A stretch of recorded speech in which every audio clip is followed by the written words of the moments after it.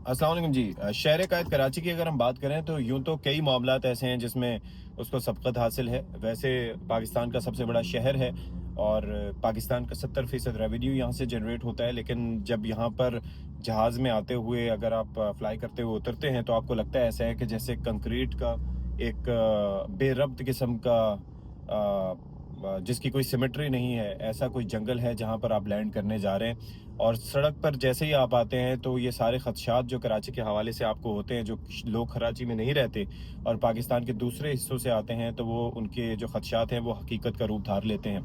अब आप सोचिए कि पाकिस्तान वैसे भी कोई फर्स्ट वर्ल्ड कंट्री नहीं है, हम एक थर्ड वर्ल्ड कंट्री हैं जहाँ पर हमारे ऑलरेडी मसाइल हैं मईशत से लेकर। और उस सिचुएशन में कराची जो कि एक मेट्रोपॉलिटन है उसको बेहतर होना चाहिए, लेकिन यहाँ पर सारी चीज़ें वर्स हैं।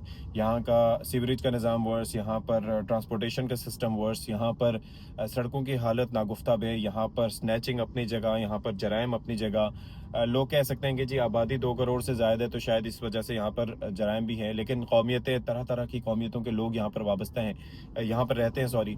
लेकिन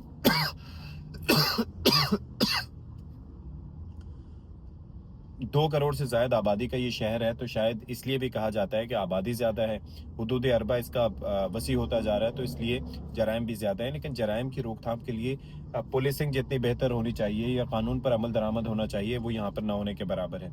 अभी गुज़िश्ता कुछ दिनों में हादसात के हवाले से चीज़ें रिपोर्ट हो रही हैं कि जी हादसात बहुत ज़्यादा हो रहे हैं और स्पेशली उसके अंदर जो है वो टैंकर ड्राइवर्स या फिर ये जो डंपर ड्राइवर्स हैं, ये इस हादसे की वजह है। अब हो क्या रहा है, शहर भर में सड़कों की तामीरात या मुरम्मती काम जारी है।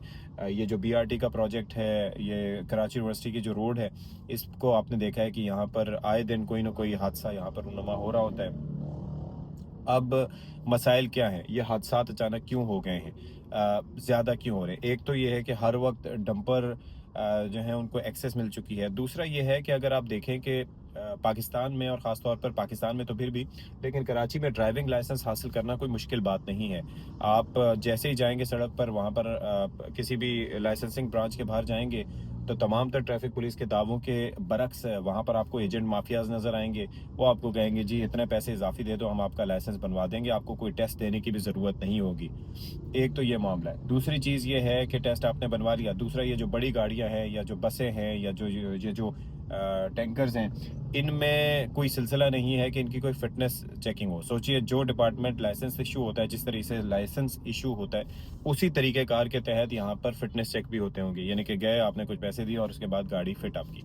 तीसरी चीज़ ये है कि बड़ी गाड़ी चलाने का एक तरीका, यानी कि इतनी बड़ी जो गाड़ी होती है, या मैं नहीं समझता कि मैं बासानी डंपर या ट्रक या इसी तरीके से ऊंची गाड़ी चला सकूंगा, क्योंकि इन गाड़ियों के ब्लाइंड स्पॉट्स ज़्यादा होते हैं। मेरी भी जो गाड़ी है इसके भी ब्लाइंड स्पॉट्स हैं, तो मुझे काफ़ी मोहतात रहकर ये काम करना होता है। लेकिन जितनी बड़ी गाड़ी होती है उसके ब्लाइंड स्पॉट्स होते हैं, और मैं वीडियोस कुछ यूट्यूब पे देख रहा था, उसके अंदर नीचे बाइक खड़ी आपको नज़र नहीं आती। तो one has to be very careful before moving. यहाँ पर तो अंधों की तरह दौड़ाते हैं, और वो भी ऐसे गढ़ों वाली सड़कों पर। तो एक तो गड्ढे में भी गाड़ी डिसबैलेंस होती है, उससे भी हादसात होते हैं। तीसरा ये है कि लाइसेंस के इजरा का निज़ाम ठीक नहीं है। 41 लाख से ज़्यादा बाइक्स कराची शहर में, और मैं यकीन से कह सकता हूँ कि उनमें से आधे लोग ऐसे होंगे कि जिनकी बाइक्स ठीक नहीं होंगी और ना ही उनके पास लाइसेंस होंगे। यानी कि बच्चा अभी बमुश्किल चलना शुरू होता है और उसके बाद पहली चीज़ जो उसको माँ बाप दे देते हैं वो ये बाइक की सूरत में। यहाँ पर मैं एक जगह मौजूद हूँ, यहाँ पर एक स्कूल है, वहाँ पर उसके बाहर जितनी बाइक्स खड़ी हैं उनमें से आधों पर वो बच्चे आते हैं जिन्होंने अभी मैट्रिक नहीं किया, यानी कि उनकी उम्र 18 साल से कम है, उनके पास लाइसेंस वगैरह नहीं है। लेकिन ना ही स्कूल इस पर कोई तवज्जो देते हैं और ना ही महकमा ट्रांसपोर्ट या महकमा ट्रैफिक पुलिस का इस पर कोई तवज्जो होती है। अब उनको पता नहीं है कि अगर ये कोई डंपर आ रहा है तो उससे मुझे कितने फासले पे खड़ा होना है। अक्सर तो ये होता है कि इन डंपर्स की लाइट्स नहीं होती हैं, जिसकी वजह से कोई भी आके पीछे से ठुक जाता है। फिर ये जो बाइक वाले, इनकी ये बड़ी आदत होती है, हादसे का शिकार सबसे ज़्यादा ये होते हैं। और ज़ाहिर है कि विक्टिम ब्लेमिंग में नहीं कर रहा, लेकिन जो हकीकत है वो आश्कार कर रहा हूँ। ऐसे ऐसे कट मार के निकलते हैं कि यकीन कीजिए कि गाड़ी चलाते हुए इतना अरसा होने के बावजूद मेरा भी जो है वो कलेजा हलक में आ जाता है कि भाई ये हादसा होने वाला था, अरे भाई ये क्या कर दिया, अरे भाई ये कैसे लेके जा रहा है, अरे ये कैसे कट कर रहा है, अरे ये कैसे मोड़ता हुआ गया है। तो वहाँ पर लाइफ आपको, ज़िंदगी आपको बार बार चांसेस नहीं देती। तो आपको बहुत एहतियात करने की ज़रूरत है। तो ये बड़ा कॉम्प्लेक्स मैटर है, यानी कि इसमें महकमा ट्रांसपोर्ट को अपना रोल प्ले करना होगा, इसमें महकमा ट्रैफिक पुलिस को अपना रोल प्ले करना होगा, फ़ाइन्स एंड पेनल्टीज़ ऐसी होनी चाहिए। और दूसरा एक बड़ा इंपॉर्टेंट सवाल, अगर फ़ाइन करेंगे भी तो भाई गाड़ियाँ यहाँ पर कौन सी गाड़ी किसके नाम है, कौन सी गाड़ी ओपन लेटर पे है, कौन सा फ़ाइन किसके घर पे जाएगा, तो यहाँ पर लाहौर और इस्लामाबाद की निस्बत ट्रेस करना मुश्किल काम है। एक तो चीज़ ये हो गया। दूसरी चीज़ ये है कि हेफ्टी फ़ाइन्स देन एंड देयर की बुनियाद पे होने चाहिए। जो ट्रैफिक पुलिस वाले हमारे बाबू जो हैं, ये डिस्काउंटेड रेट पर कुछ नजराना वसूल करके फिर छोड़ देते हैं, ये नहीं होना चाहिए। दूसरी चीज़ ये है कि गाड़ियों की फ़िटनेस, बल्कि जो आम गाड़ियाँ, यानी कि मैं अगर कोई गाड़ी चला रहा हूँ तो उसका भी कोई फ़िटनेस टेस्ट होना चाहिए, कोई पता होना चाहिए। एक तो मुझे खुद एहसास होना चाहिए।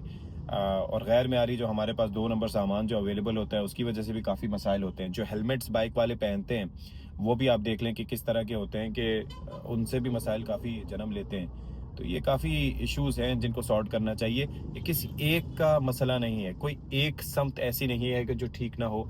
हर समत मसाइल हैं और मसाइल का एक अजदाम है जिससे हमें थोड़ा-सा अपने आप को बचाना होगा। अगर बेहतरी चाहते हैं तो अपनी नस्लों को, अपने बच्चों को, अपने जो भी आपको नज़र आ उनको ये तरबियत देनी होगी कि भाई ज़िंदगी से बढ़ के कुछ नहीं है और ये बाइक शैतानी सवारी है, इसको चलाएँ एहतियात से। जो डंपर्स वगैरह हैं उनके ड्राइवर्स को खुसूसी तौर पर तरबियत याफ्ता होना चाहिए, तो इस पर भी तवज्जो देने की ज़रूरत है। सिर्फ बातें करना, किसी एक डिपार्टमेंट को क्रिटिसाइज़ करना कि जी ये कर दिया, वो कर दिया, 60 टू 70% जो एक्सीडेंट्स होते हैं उनमें रिस्पॉन्सिबिलिटी बाइक राइडर्स की होती है। उसके बाद फिर ये डंपर ड्राइवर्स भी होते हैं, फिर ये जो अंडर एज ड्राइवर्स हैं, ये इनका भी बड़ा रोल होता है।